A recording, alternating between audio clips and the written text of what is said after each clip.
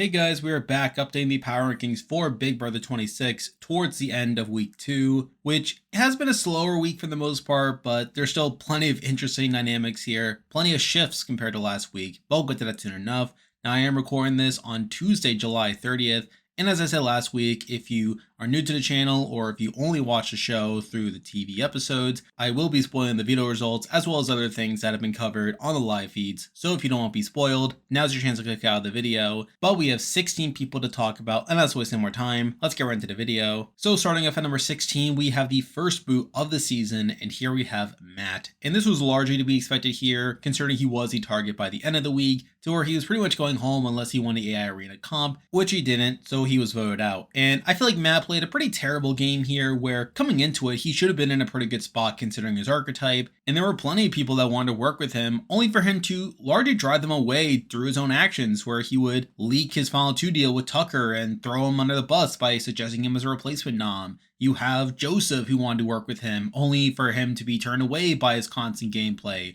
You have him targeting Angela, despite Angela being the HOH. And he also lacks self-awareness as well, to where he doesn't even campaign to stay. He also says some pretty ridiculous things to people like Angela during the week that only paints a bigger target on his back. And while he got 3 votes to stay, I feel like only McKenzie truly wanted to keep him around, to where Lisa only voted to keep him due to her thinking that he would have the votes to stay, which was a mystery on her end. And even Leah was someone who probably would have voted him out had she known about the plan as well. So even that is not very impressive, the fact that he got 3 votes to stay. So I really feel like Matt played a pretty terrible game, and I feel like he largely brought it upon himself, which is why he's here at number 16. And with that, there are 15 people left in the game to talk about, and as usual, I'll be ranking them based on how likely I think they are to win the game based off their current game position. But number 15, the person I believe is the least likely to win from this point on, is the person I think is the most likely to go home on Thursday night, and that is Lisa, who is the main target at this point, has been the target for most of the week. And I feel like Lisa's a pretty terrible player. I feel like week 1 definitely displayed that, but week 2 was just more the same, where despite her not really being involved in anything, she just becomes this easy consensus target for a lot of the house to take on. And I feel like she doesn't really do herself any favors, where you have her rubbing a lot of people the wrong way, especially with people like Tucker, where people don't really like her that much. You also have her acting extremely overconfident, where she feels like she can do anything, even though she's in a pretty terrible spot and doesn't really have anyone on her side. And you also have the fact that people suspect her of having this power, even though she didn't even compete in the upgrade comp to begin with. And while you could fault some people for not really investigating it further and having conversations to clear it up, I feel like Lisa herself has kind of fed into this perception unknowingly, and has kind of made her this easy target to take out at this point, to where even now, as Angela is leaking to people that Quinn actually has the power, people still think Lisa has the power, which is pretty insane there. So I feel like Lisa's played pretty terribly, and it wouldn't shock me if she ends up going home here. And even if she wins the AI Arena comp, I feel like she'll just continue to be in a bad spot moving forward, which is why she's here at number 15. Now moving on to number 14, and we have someone who I just mentioned, but we do have Angela, who I feel like is the next most likely person to go home, where I feel like if Lisa wins the AI Arena comp, she's probably the next likely person to go out here, where I feel like her position has continued to deteriorate over the course of the week, where she is put up as this pretty easy nom as well, and someone who could easily be a secondary target moving forward. She continues to be left out of alliances, which is not great. And you also have her kind of blowing up her game, where she ends up telling people that Cam, Cedric, Chelsea, and T-Core are working together, which, while not entirely false, considering Cam, Cedric, and Chelsea were pretty close during week 1, she seems to be basing this almost entirely on the fact that they were just hanging out together in the backyard, and she eventually has this massive argument with Quinn over him leaking this to the rest of the house, which only makes her a bigger outcast for the next couple of days, which is not particularly great. And now you have her like trying to tell people that Quinn actually has the power, which is largely driven by her thinking that she's about to be voted out, when in reality, she's actually the pawn right now, and her telling people this is actually harming her chances of staying, as it could open things up for people to realize that Lisa doesn't actually have a power, which is one of the main reasons why Lisa is the main target right now. So I feel like Angela is kind of sabotaging her game even further. So on the whole, this has been a pretty bad week for Angela here, and while Lisa is currently the main target, I feel like Angela is the next likely to go home if Lisa ends up winning safety. And moving forward, you still have people who want to get her out, namely Quinn, due to her having the knowledge about his power to begin with. So on the whole, it's not looking great for Angela, which is why she's here number 14. Now moving on to number 13, and we have the person who was actually at the very bottom of last week's ranking, but they're still here, but we do have Kenny. And Kenny's run here has been pretty funny so far, where a big reason why he was at the bottom of last week's ranking is because he wanted to quit. He was telling people to vote him out, and he said that he wanted to go home to keep Matt around, someone who had been targeting him, which is a pretty bad look here. And while he's still in the game, we get to the following week where he just volunteers for the block again, which is pretty ridiculous. And it's pretty funny seeing him just not really trying that hard in the game until he wins the veto out of nowhere. And he's just back in the game now, which is pretty funny here. It very much feels like that his willingness to play the game is entirely driven by where he stands in the game, where it seems like he's only willing to play the game when things go his way, but the moment he faces any adversity, he just wants to go home, which is pretty funny. But Kenny is someone who I don't really have that much faith in. Now, I will say that there are people talking about wanting to work with him, or we're starting to see the Kemo, Quinn, T-Core, Rubina group considering polling him in as their 5th member, which is all pretty good. Though at the same time, you also have the 5-person Women's Alliance being pretty wary of him. And I feel like moving forward, he's someone who isn't really a big driver of the action. And I feel like with the fact that he already tried to quit the game, I can't really imagine him getting too much respect in the game moving forward. So I'm still not feeling that great about Kenny, but at the end of the day, I feel like there are bigger targets compared to him, and plus he's technically safe for the week, which is why he's here at number 13. Now moving on to number 12, and this person has gone down compared to last week, but we do have Tucker, and Tucker continues to confuse me, where even last week, while I did have him somewhat high, I feel like a lot of that was because he was this pretty affable guy, someone who didn't really have that many major knocks against him, aside from him being pretty passive. But I feel like this week in particular was kind of bad, where he literally just volunteers for the block for seemingly no reason other than to be the one to take out Lisa, who was his big rival early on the season.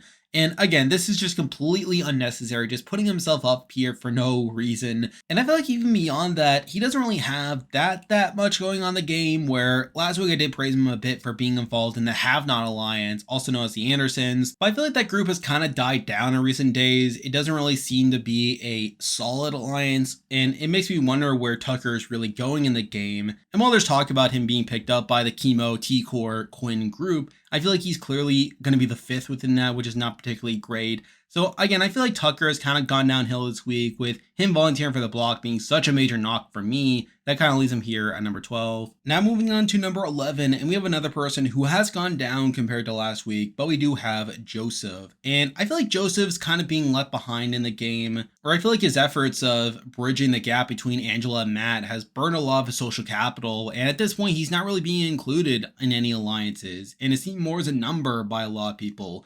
But despite that, he's not even that safe in the game, where McKenzie has talked about wanting to target him as soon as next week. You also have him being seen as part of this trio with Quinn and Kemo, which, to be fair, those are the people he wants to work with, but both those people have plenty of other options compared to Joseph, and I can't really imagine them fighting that hard to keep Joseph if he faces adversity. And I feel like he's a bit too hung up on the collective, which is not really an alliance anymore, but he's trying to bring that back together, which, while it has kept him in the good graces of the people within the collective, it also has prevented him from being included in other groups, and I feel like he's not branching out nearly as much as what he should. So I'm not feeling that great about Joseph at this point, but I still hope he does well and he does find his footing. But I feel like for now, with his position, I had to leave him here at number 11. Now moving on to number 10, and this person continues to be in an interesting spot moving forward, though I feel like they haven't really expanded much, but we do have Leah. And Leah's kind of in a weird spot right now, where last week I said that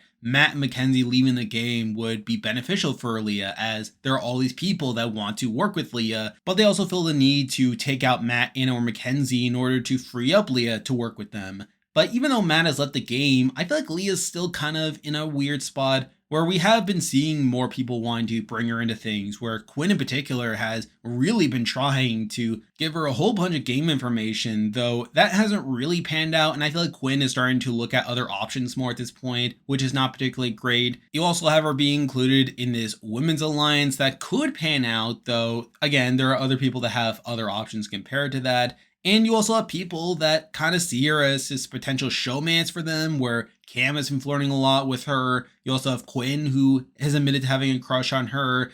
And again, she's kind of been involved in that. Though at the same time, I feel like her position itself hasn't improved as much as I would have liked. And she got incredibly lucky that Tucker volunteered for the block, where had that not happened, I feel like Chelsea would have seriously considered putting up Leah as the replacement nom here. And who knows what would have happened to her had someone like Elisa won the AI Arena comp. So I feel like Leah's still kind of in danger here. Or while I don't think many people are directly gunning for her, I could easily see her being a secondary target in a week where like the wrong person wins veto and she just ends up being collateral damage. So I still worry a bit for Leah in that regard, but she still has some promise in the game, which is why she's here at number 10. Now moving on to number 9, and we have someone who is still not in that great of a spot, but they essentially have safety for a couple weeks. And here we have McKenzie. And McKenzie essentially did what I was kind of expecting her to do in week 1, where we see the rest of the house finding out about her power, and she ends up playing into that to essentially give herself implicit immunity for the first 4 weeks of the season. Now, admittedly, I can't give her too much credit for this, considering she did initially want to keep the power secret, and she probably would have continued to keep it secret had the knowledge not gotten out. But once it did, she did recognize what the optimal play here is, and that was enough to make Chelsea not want to put her up. So I do have to give her a little bit of credit for that, considering she probably would have gone up as a pawn otherwise.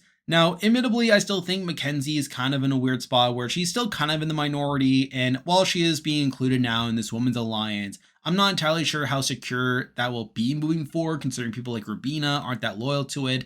And you also have her like working alongside the former barbershop members, which is also a bit of a questionable alliance considering they just voted out Matt. And while it's likely she won't be touched at all while the power is in play, I'm not too sure how long she'll last after the power expires, where right now, even without the power, there are just plenty of natural house targets to keep her safe there. I feel like it's only a matter of time before she becomes one of those easy targets, and she's just targeted because of that. So I'm still not feeling that great about McKenzie, but she is going to be safe more or less for a couple weeks, which is why she's here at number 9. Now moving on to number 8, and I wasn't sure what to do with this person either, and even though I still have a similar opinion about this person compared to last week, they have technically moved down from last week, but we do have Rubina. And Rubina's kind of in an interesting spot here where we know that she has a very close relationship with Brooklyn, and we have been seeing her being more involved in game talks where we have been seeing her given T-Core assurances. We've seen her be included in this 5-person women's alliance that is essentially all the women minus Angela, Lisa, and T-Core.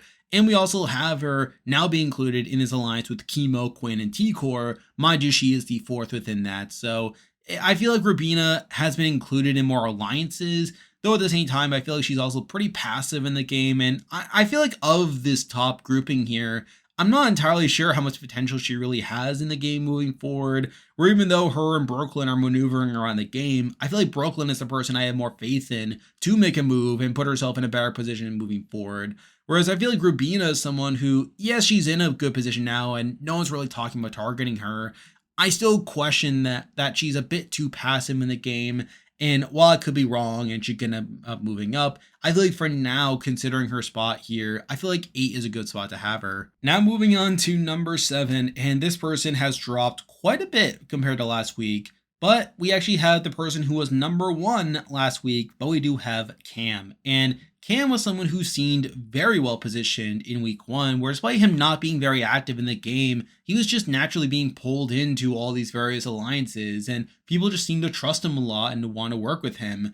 However, at this point, we are starting to see a lot more holes in his game, where for one, you have Chelsea not really trusting him at this point, and he came very close to being put up here, where Chelsea was literally walking into the diary room thinking about putting him up, and she just changes her mind at the very last second, which had nothing to do with what Cam actually did, and you even had Cam agreeing to be a pawn when Chelsea had asked him to, which is also not a great look. And a lot of Chelsea's distrust in him came from his growing relationship with Leah, which, again, is something that Leah doesn't even feel that great about. So I'm not feeling too great about Cam at this point, simply due to that. But then you also have Quinn, who also doesn't really trust him and even wants to target him pre-jury, which is also a pretty massive knock to Cam's game as well. And considering that Quinn is much better positioned in the game than he is at this point, where we are starting to see all these new alliances form that don't involve Cam in it, I'm not feeling too great about Cam at this point, and I do worry that he could be a target much sooner than what I would have expected here. So at the end of the day, I feel like Cam's position has significantly weakened compared to last week, which is why he's here at number 7. Now moving on to number 6, and we have one of Cam's allies, but we do have Cedric. And I feel like my thoughts on Cedric have remained largely the same here, where I always felt like Cedric would have been this massive target for whatever group he's part of later on in the game,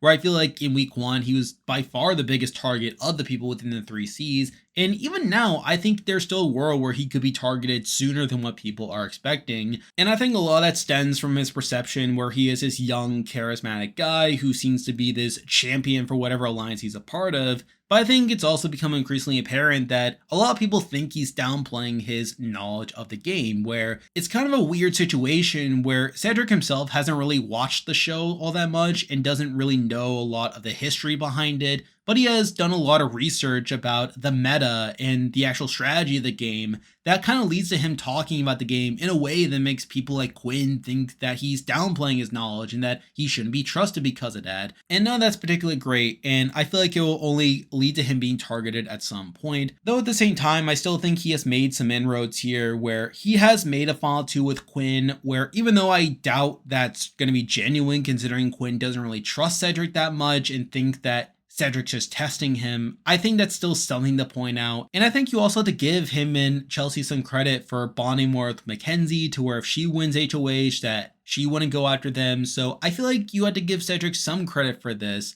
But at the same time, I still worry about his target long term, which is why he's here at number 6. Now moving on to number 5, and we have someone who has gone up quite a bit compared to last week, but we do have T-Core, and I feel like T-Core along with Kemo have been on this upswing from last week, which I did allude to here, but I feel like we have really seen it come to fruition more, where at this point it very much feels like Quinn has chosen Kemo and T-Core as his core, and through that they have started to build their own alliance here, where they have this solid Final 3 at this point with Kemo and Quinn. You also have her branching out more with her bonds with Rubina and Tucker, and again, I feel like it increasingly is becoming apparent that Kemo and T-Core are becoming this somewhat powerful duo within the game, even though they themselves are not very active in the game yet, and it very much feels like Quinn is latching on to them. But I feel like by Quinn wanting to work with them, it gives them the shield that will allow them to still be part of the majority, but to navigate through the game and eventually be in a good spot. So all in all, I'm feeling much better about T-Core than I was last week. Though at the same time, I feel like compared to Kemo, I do still worry about her being let out of certain things where we know that she's being let out at that 5-person women's alliance, even though she herself is not this pariah that's being targeted. You also have her being lumped in with the 3 Cs by Angela, which is not particularly great. So I still do worry a bit about T-Core in that regard, but I feel like her position on the whole is much better compared to last week, which is why she's here at number 5. Now moving on to number 4, and we have someone whom I just mentioned, but we do have Kemo. And as I said last week, Kemo was definitely on the upswing by the time of the week 1 power ranking, even though I did have him relatively low. But I feel like through this week, we have seen his position improve quite a bit. Where very similar to T-Core, they have become this duo within the game, and they have been pretty effective at pulling in Quinn and pulling in the likes of Rubina to want to work with them. We have this Final 3 between Kemo, Quinn, and T-Core, and I feel like Kemo's probably closer to both of them than they are to each other, which is all pretty good. I feel like Kemo's probably in the better spot in the game compared to T-Core, and I feel like he is slightly more active. Now, he's still not overly active. He still is coming off as this pretty laid-back guy, and I feel like he will definitely continue to be under the radar for a bit in the game, though considering that he's no longer being considered as a pawn, and he has been having more and more game talks. I feel pretty good about Kemo at this point, which is why he's here number 4. Now moving on to number 3, and this person has sadly gone downhill compared to last week, but we have Chelsea, the current HOH. Now, compared to Angela, I think Chelsea's HOH has been a lot more stable and a lot less disastrous for her game.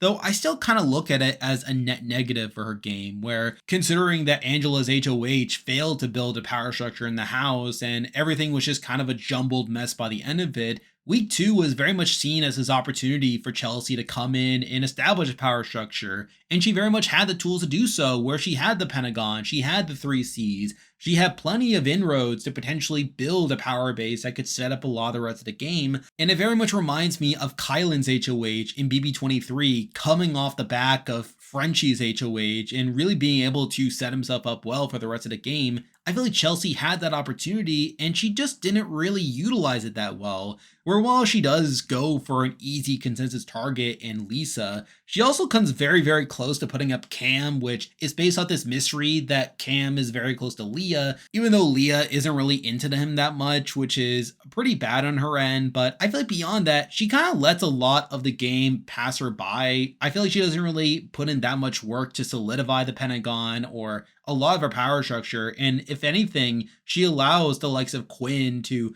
go off and do his own thing. You know, like you also have Kemo and T-Core that have kind of solidified themselves a bit better compared to her. Even Brooklyn is someone that has solidified herself more. I feel like Chelsea didn't really use his HOH to the best of her ability. And I feel like at this point, it's kind of now moving to week 3 as the potential for a new HOH to take control of the game. So I feel like Chelsea has kind of wasted this opportunity here. Now again, compared to Angela, I feel like Chelsea didn't do as much to blow up her game, and she still comes out this week in a somewhat decent spot, but compared to where she was last week, and considering the opportunities she had to solidify a power structure moving forward, I feel like Chelsea kind of dropped the ball on that end and played this HOH a bit too safe in my eyes. I feel like mixing that in with her almost putting up Cam, I do have to leave her here at number 3. Now moving on to number 2, and for me this was a pretty clear top 2, and it was just a matter of ordering them. But number 2, I did decide to go with Brooklyn. And I feel like Brooklyn's probably in one of the best spots in the house right now, considering it seems like she has a good relationship with pretty much everyone. Or at this point, she has a very close bond with Rubina. She also has a good relationship with Leah and Chelsea. I feel like she has plenty of strong relationships there. And she also has plenty of game sense where she recognizes that she's at the bottom of the Pentagon and has done some work in branching out, particularly with her inclusion into the 5-person Women's Alliance. And kind of similar to what I said about Chelsea from last week, I feel like Brooklyn has a lot of opportunities to solidify a power structure moving forward. And I feel like she has the potential to play a very fluid and dynamic game. Though I think a problem is that we just haven't really seen that yet. And I feel like Brooklyn herself has kind of been laying a bit too low. And I feel like she hasn't really articulated what exactly she wants to do with a lot of this great positioning and with her working with Rubina just yet. Whereas I feel like people like Kemo and T-Core have more so solidified themselves. And I feel like Quinn has also been trying to play a dynamic game as well, to where I didn't feel quite right putting her here at number 1, even though she has the potential to be a dangerous player moving forward. And I feel like she has plenty of options moving forward as well. But I feel like with her being a bit too passive so far, and with her not really articulating her long-term strategy, and with a lot of this seeming to be based off speculation and potential, I can't quite put her here at number 1 yet, though I could see it happening in the future. But for now, I have her here at number 2. And now, at number 1, the person I believe is the most likely to win Big Brother 26 at this point is Quinn. Now, truth be told, I have plenty of issues with Quinn's game so far, with the biggest one being that he's just way too loose with information. And we saw this in week 1 where we saw him telling Angela about his power and in general just spilling game information to anyone that will listen. But I feel like that was put on full display this week where we saw him really trying to make Leah his ride or die and just spilling his entire game to her, which is not particularly great. And you also see it with the whole Angela situation where he had told T-Core that Angela had suspected her and the 3 C's of working together. And we eventually see this information getting back to Angela and resulting in Angela confronting Quinn, which is not particularly great. And even now you kind of see it backfiring on him where Angela is telling Tucker about Quinn's power, which is a result of him telling Angela about the power to begin with. So again, I feel like Quinn has just been a bit too loose with information, and I feel like it is kind of backfiring, though not as much as it probably should have. Though again, it's only week 2, so you never know. And I think another problem with his game so far is he's just been dropping a lot of his relationships with people outside Kemo and T-Core, where last week he was part of the Pentagon, which he was at the bottom of, and he recognized that. But I feel like through him recognizing that he's at the bottom, he's just completely ignored that alliance and not really maintained those relationships, which I feel like is not particularly great for his game. And it's kind of been forcing him to have to work with Kemo and T-Core as he doesn't really have as many solid options compared to them at this point. So I do have plenty of issues with Quinn's game, and it wouldn't shock me if he eventually gets caught in all this and becomes a major target because of that, especially with the type of game that he wants to play where he wants to be playing all sides. And I feel like he's not really playing that style of game with the amount of effort and maintaining the relationships that's required to play a game like that. So I do have plenty of long-term issues with Quinn's game, but that doesn't change the fact that he is currently in the best position in the house right now. And I feel like with him having all these strong relationships and with his leakage of information not really backfiring, I am kind of forced to put him at number one for this week. Now, again, I still have those reservations. I still feel like they could impact this game in future weeks, but I feel like mixing in Quinn's current position with the faults that we have seen from a lot of the other players, I am kind of forced to put Quinn here at number one, even though there is still plenty of potential for him to slide down in the future. But for now, I am going to stick with him here at number one. And there we go. That'll do it for this week's video. If you like this content, be sure to like and subscribe. Really helps out the channel. Now I'll be back again next week to update the power rankings again, so looking forward to that. I am live streaming the live shows on Thursday night, so you can check me out there. I am also on Patreon and YouTube membership, so if you want to consider supporting the channel, you can do so by clicking the link in the description. And you can also join the Discord server by also clicking the link in the description. There's a lot of stuff coming your way. But for now, that is the video. See ya.